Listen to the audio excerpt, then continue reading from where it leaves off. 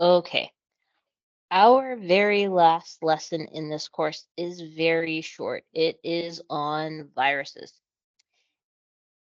And one thing that you have to understand is viruses are studied in biology, but they're not currently considered alive. Okay. So they are considered, instead of living things, they're considered to be biological particles, right? Particles that have to do with life but aren't alive. Um, why is it that viruses aren't considered alive? Number one, viruses are not made of cells. So we talked about cell theory at the very beginning of uh when did we talk about cell theory? Maybe unit 1. Um and we talked about the first rule of cell theory is all living things are made up of cells. Well, viruses are not made up of cells. They have an outer coat that's made out of protein, not lipids, and they have nucleic acid inside them. And that's it. So, because viruses are not made up of cells, they don't have organelles. And so they can't do things like take in nutrients or energy. They can't make their own proteins. They can't move. They can't multiply on their own. And they depend entirely on having a host to invade, and they sort of hijack our cells to do all of those things for them. So let's look at the structure of cells first, or sorry, the structure of viruses first. All viruses are made up of a covering that surrounds a central core. The covering is made up of proteins and is called a capsid. Okay, capsid, very important word. A capsid is a specific arrangement of repeating protein molecules. The center core contains the genetic material of the virus, which can be either DNA or RNA, which is a little bit different than the rest of the living things, which normally have their main nucleic acid as DNA, and the RNA is a copy made of the DNA used to make proteins. Two basic structures of viruses are shown in the little picture here. Viruses that only have a capsid and a nucleic acid are called naked viruses.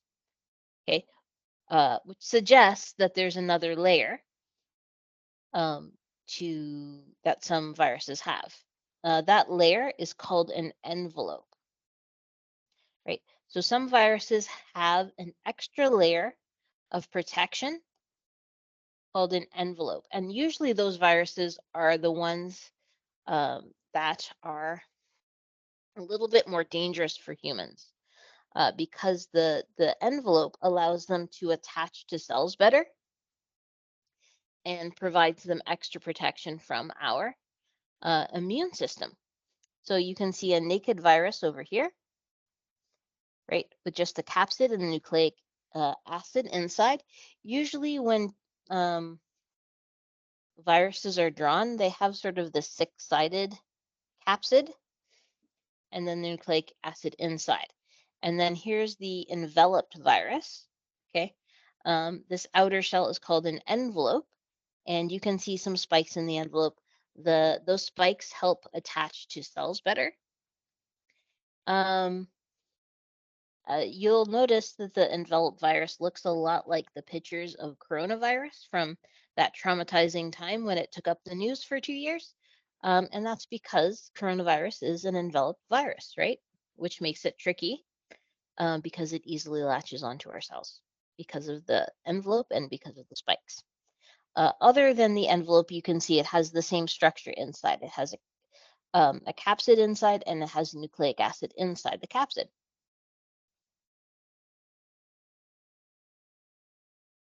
Oh, by the way, what are the spikes made out of? The spikes are made out of a carbohydrate protein complex. They're called glycoproteins.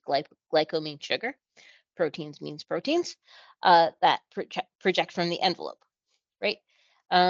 If you remember, those carbohydrate protein complexes were used for cell signaling in humans. So they can sort of, if they have the envelope, they can sort of mimic the cell signaling that we have. I just wanted to show you some common viruses.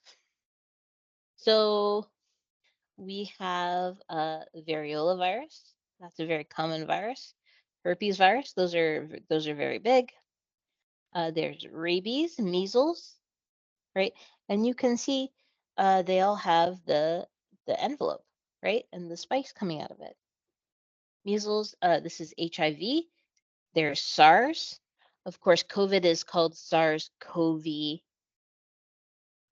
2. It's this virus, right? And this looks like the pictures of the viruses we saw in the news.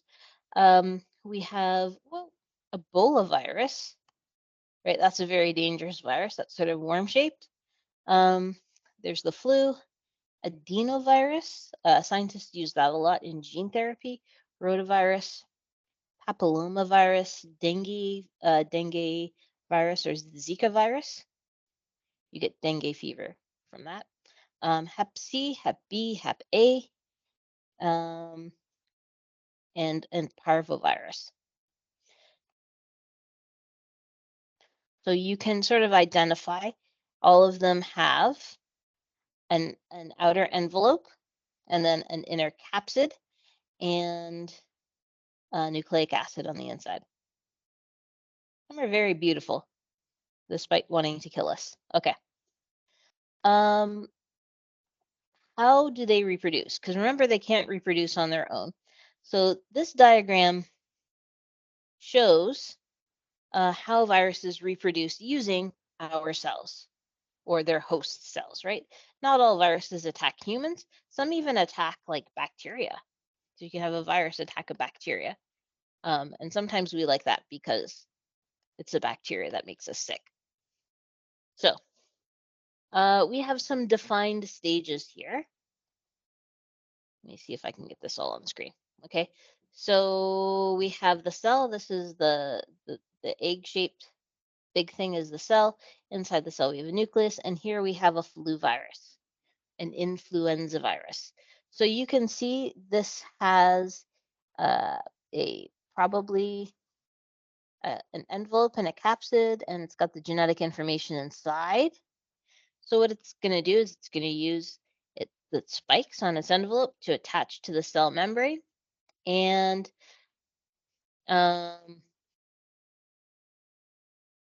sometimes the capsid goes into the shell, goes into the cell. Sometimes it causes the cell to do endocytosis and take it in. Sometimes it injects only its DNA in. Okay, so that step is called penetration. So in this particular drawing, the cell is engulfing the virus by endocytosis. It's bringing the whole thing inside. It's got the green light to come in. And then there's an uncoating stage where the capsid disintegrates and the nucleic acid inside is released. Okay, now here's something interesting. If the nucleic acid is DNA, it will go inside the nucleus where our DNA is, and it might even sometimes fuse with our DNA. And scientists have somewhat recently discovered that viral DNA as a part of our DNA, it became a part of our DNA. If it's RNA, likely it will stay outside of the nucleus because that's where our RNA is, right? And it'll go find a ribosome, and it will cause that ribosome to make proteins. Okay, so the DNA will use our cell machinery to replicate itself, and um, the DNA will also use our machinery to make new proteins. And then Afterwards, the new DNA and the new proteins that were made will reassemble themselves into new viruses, and then the cell will fill so much up with new viruses that it will explode. It will lyse, right? Lyse means to break or to cut, right? It'll burst. And so they're released in the extracellular fluid. Sometimes the cell is killed and sometimes the cell is not killed. If the cell is killed, it's called the lytic cycle. If the cell is not killed, it's called the lysinogenec cycle. That's it. So we have some homework worksheets for you to work on today, where you do some reading. Okay, so they're not all the same. Okay, they have different themes. So the first one isn't your introduction to viruses. The second one, so it'll talk about their structure, how they're used, how some viruses are good, some viruses are bad. And then there is a virus worksheet on their size, their shape, and the way they reproduce.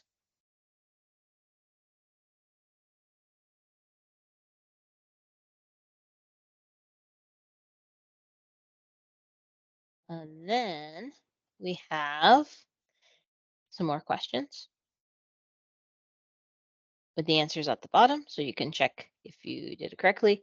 There's a virus worksheet on the lytic cycle, the way that they reproduce.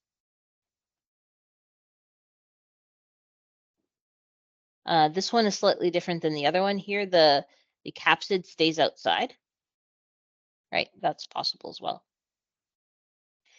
And then we talk about vaccines, right? Vaccines are, for some reason, controversial. Listen, we've been using vaccines for 200 years. We used vaccines to eradicate things like smallpox, and they're important.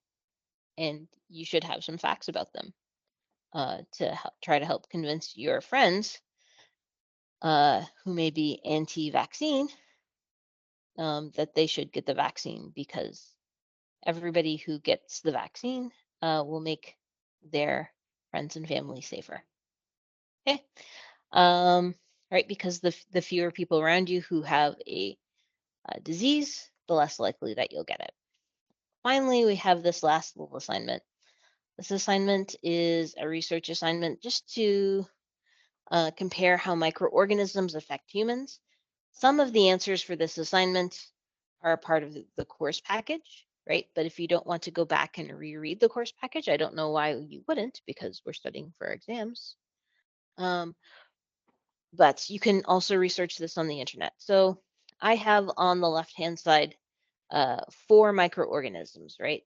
Bacteria, protists, fungi, and viruses. Viruses, again, aren't really microorganisms. They're biological particles, but you still have to complete this assignment, okay?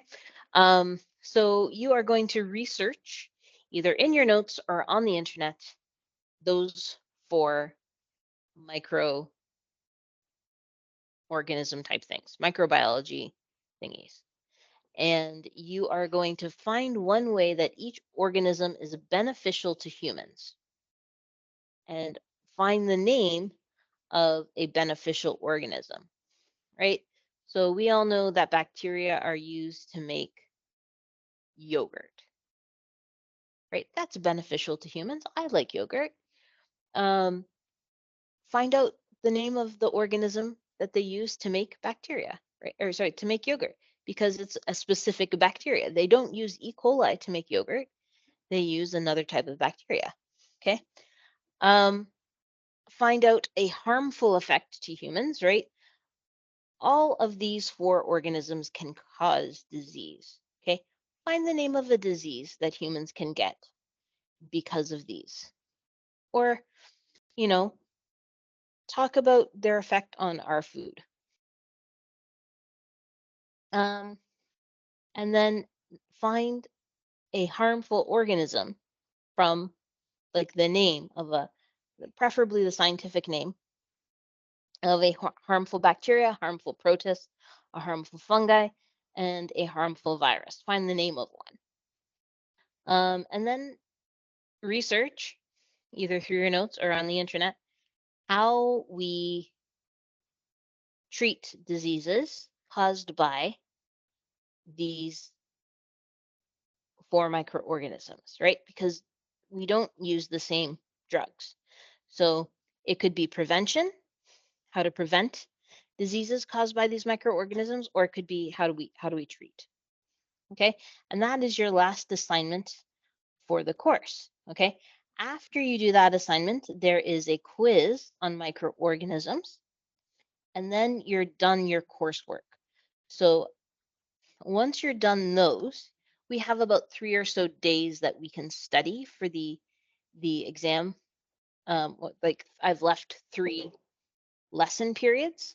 Okay. What you should do is you should take a look at um, the reviews. So I have at the end of each unit, I have a review. Just some questions. It doesn't have answers. I'm not going to make the answers. You're going to make the answers. You're going to look this up and you are going to make a review sheet. A review sheet or a study sheet or a cheat sheet, okay, is a sheet where you put important information from each unit um, that you can use to study for the exam. And in my class, you can take with you into the exam and use on the exam. Okay. So I have written the important information with the sections for each unit, and then you can use that to hopefully make your study sheets. Okay. If you have never made a study sheet before,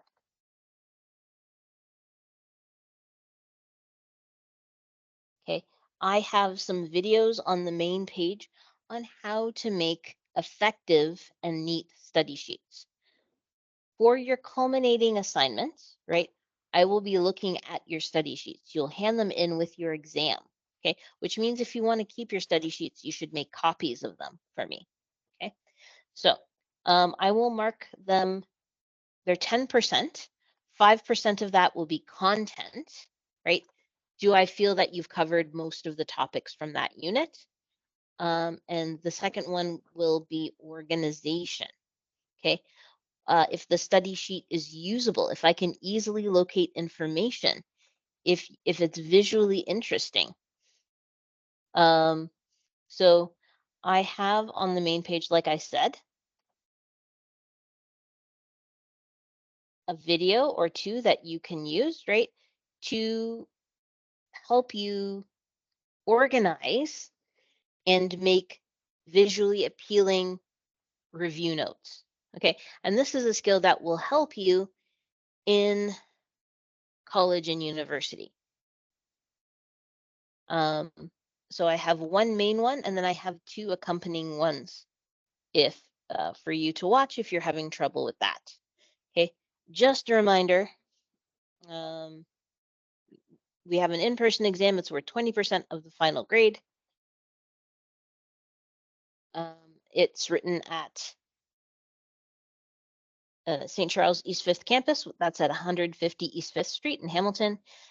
Every student has to write the exam in person on the exam date at 9 a.m. If you have to miss the exam for medical reasons, you have to have documentation. If you miss the exam for any reasons, right, emergency, um, something happens in your family, you have a family emergency, we need documentation of that. Okay. You are allowed to bring pencils, erasers, pencil sharpener. Please don't plan to write your exam in pen. It's never gone well for anybody who's tried. You will make mistakes and then you will regret things. Okay. You don't want to wait for whiteout to dry. And you get to bring in your 5 prepared review sheets to help you on your exam. Okay. Don't forget them. Please do them. They're very helpful. And then You're asked to also bring a photo ID so we can verify that you are you and that you have not sent someone in to write your exam for you. And that's what you will be doing until the end of the course. Please look at your grades. Make sure you're getting the grades you would like to get. If you have a grade that is unexpectedly low, go back to that quiz or that assignment and see if you can change some things and submit it again. And that's it.